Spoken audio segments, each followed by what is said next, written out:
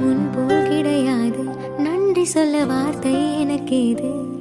ஒரு தாய் நீ உன் சேனா, இந்த உறவுக்கு பிரிவேது. தாய்மடியில் செய்தான் வரலாமா, தள்ளி நின்று துன்பம் தரலாமா? உன்னை கொஞ்சம் மனம் கெஞ்ச இனி தனியே விடலாமா?